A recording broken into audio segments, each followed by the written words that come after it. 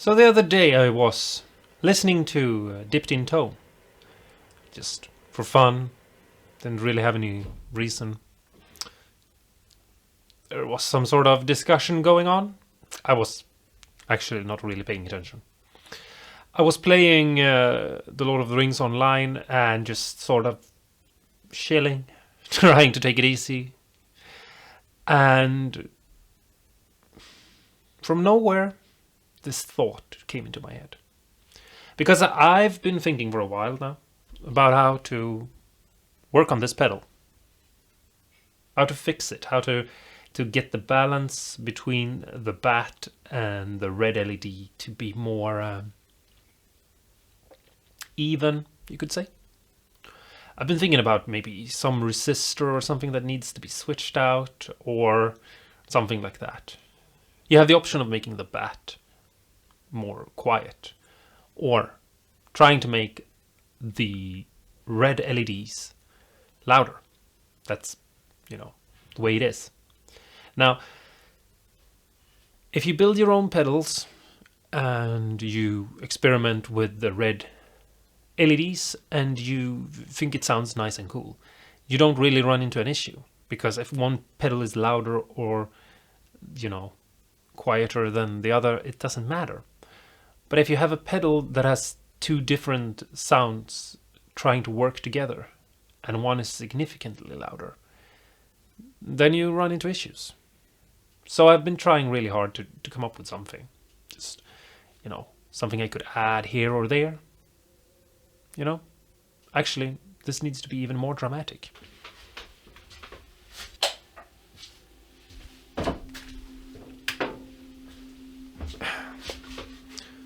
There we go. This is more dramatic. Or maybe just worse lighting. But anyway, I was sitting there, just quietly listening to them talking in their podcast, and I was doing some sort of farming. I think I was killing goblins or something in the game, not in real life, at least not that day. But yeah, I was just, all of a sudden this thought came into my head that I don't actually know where it came from. Maybe it was because I had stopped thinking about pedals and was doing something completely different. But all of a sudden I had this idea. What if I, instead of having two boards that are parallel, have three boards in the pedal, and one is in series with another, and one is alone and parallel to the other two?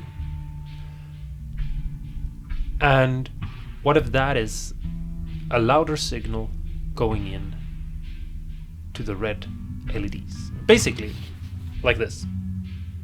So the guitar goes into one LM board and another LM board, and they go to the amp, but it also goes to this LM board. So 2 LM boards, parallel, and then an extra. And this would be the clipping for the red LEDs, and this would be the clipping for the bat. And maybe that could actually fix things. Maybe that could be what helps me move further into this pedal build and finally reach God or something. I was trying to be dramatic there. It didn't work. Some of you might be wondering what the third control is. Some of you might be pressing this video because you're hoping that you're finally gonna get to know what that is. And honestly, I was contemplating, maybe it's time to make that video. Maybe it's time to finally let you know in on this little secret of what the final control will be. Which maybe, I don't know, could be a dramatic movie title or something. The Final Control. But I don't know. I'm not ready to make that video. And to the ones of you who are waiting, I'm sorry, but I need to find out why the LEDs are not working the way I want them to. I need to fix that. And I need to make you all understand that. So, I'm gonna turn the lights back on because I don't really think it needs to be this dramatic. And then we are gonna solder in another LM board and see what happens, see what it sounds like. And most likely we're gonna have to adjust it. So I'm gonna keep the trim pot in place. And yeah, we're gonna try to find a level where both are equal in volume. I don't know. I don't know.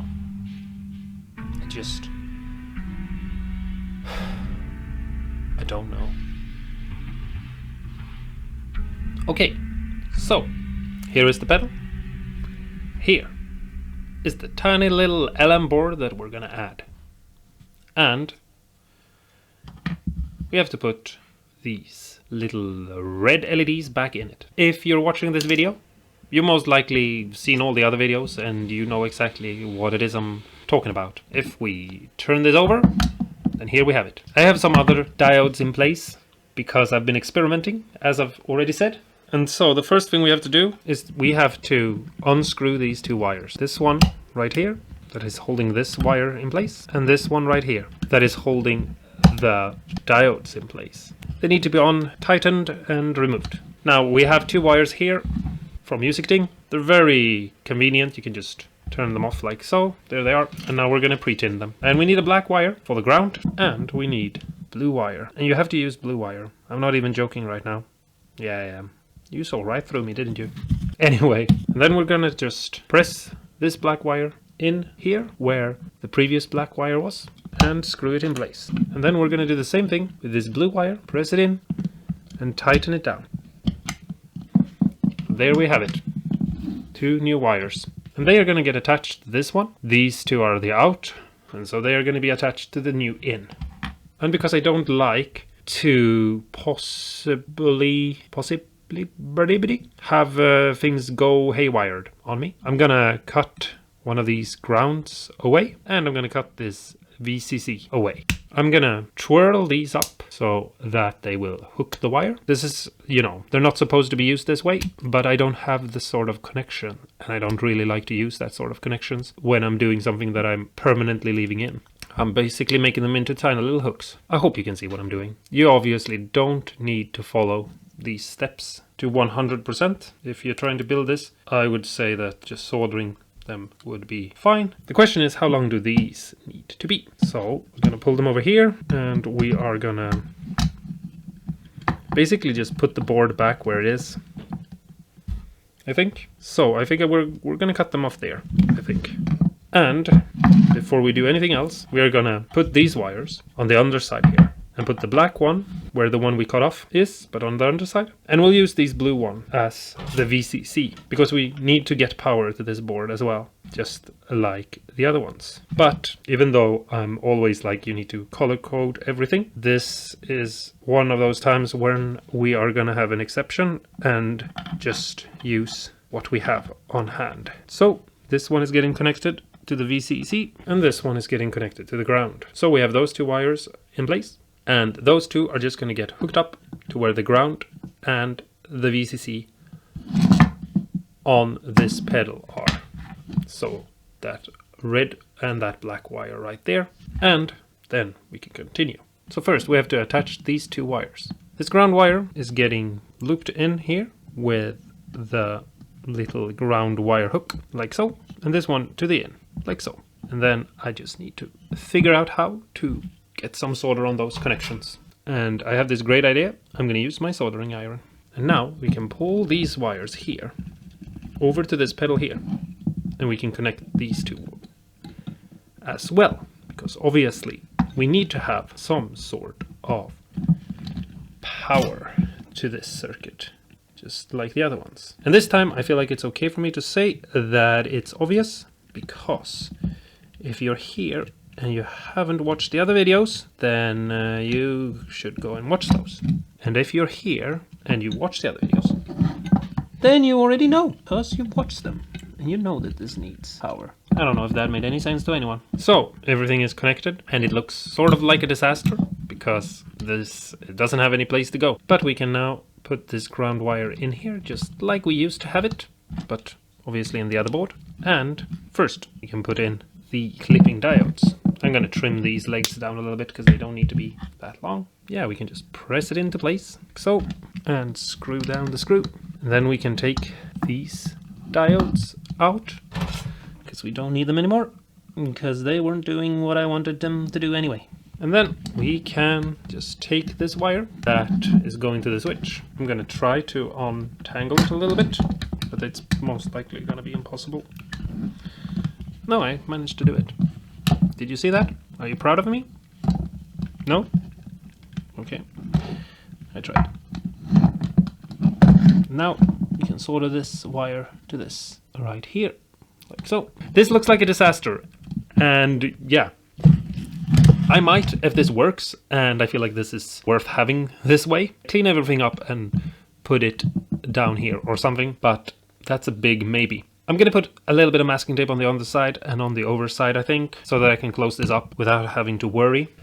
I'm going to use masking tape because masking tape is very easy to remove. I'm going to have to do experiments with moving this trim pot, as I just said, before we go to the sound clip, because obviously filming the moving of this knob will be a bit too much, I think, because it's just for the volume balance. I'm not going to use this board the same way I've been using it on the other one.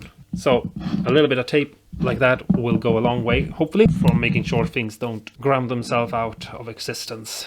And now, if we can just press this down a little bit like that, we can put the lid on. And before I put the lid on, I'm quickly going to put some masking tape on this lid as well, just because I feel like it's going to touch something that I don't want it to touch. And then I'm going to go and I'm going to play this, and I'm going to experiment and see if I hear a difference. And I'm going to measure with an app that I found the volume difference. Then I'm going to adjust this little trim pot that is right here until both volumes are as close as I can get them. If the bat is still louder, which I don't think it's gonna be, but I mean if it is, then yeah, you'll get to know it real soon. But then we're screwed basically, because then this experiment didn't work. So that's that. I have put down a lot more tape than I was going to. I don't know what I'm doing.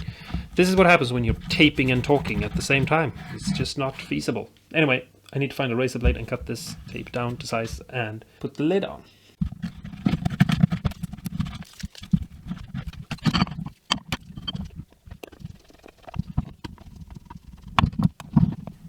Oh my god, look how many scratches this enclosure has. That's no good. What the hell? I mean, what the... I don't know what I'm doing.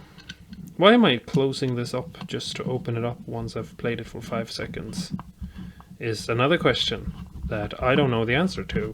I'm just doing stuff without any reason or rhyme or sanity. But there. Okay, so we ran into exactly the same problem, and it's what I really didn't want, but maxed out. That trim pot doesn't boost the signal as much as I would like it to do. The bat is still louder. So I'm gonna have to go in and tweak it, I think. I'm not gonna get past this hurdle without changing something out. Really didn't want to do that, but that's the way it is. You know, sometimes that's all you can do. Anyway, you can see that I did some blobs here, just because I'm constantly worried that you guys can't see what I'm pointing at. So hopefully you can see the controls now. I want to just say something, and that is, this has turned into something really weird and Velcro-y, and the signal is getting torn apart by the red now. Sound-wise, it's not very loud, but it's something. I actually really like the sounds. I think I'm going to keep the other board in there and do some cleaning up on the inside off camera. Just, you know, pulling the wires and making everything look a little bit neater. This is just an experiment to see if it works. I'm gonna plug in my other microphone and we're gonna listen to this one, and I'm gonna move these controls around and just trying to find a sweet spot where you get to hear both. And it's gonna be that one maxed out and that one at like 9 o'clock or something. But yeah, I'm gonna just move them around a little bit and play some power chords or something, and just hope that someone thinks this is fun and interesting and enough for a video. Because if you like it, let me know in the comments below, because this is one of those videos where I'm not sure. And if you're new here and this is your first video of mine that you're seeing, then I don't know what to tell you, because this is not supposed to be the first video anyone sees. But if you like it, please subscribe. And yeah, talk to me in the comments below and let me know what you guys think. And yeah, I'll see you in the next video. Anyway, stay awesome and cool, and go and do some weird LED clipping diodes experiments of your own, because it is a lot of fun. And who knows, maybe at some point I'll actually find something new and crazy that no one's heard before. And maybe you'll find something crazy that no one's heard before too. If we're all out there experimenting, eventually someone will find something. And that's what I'm hoping for.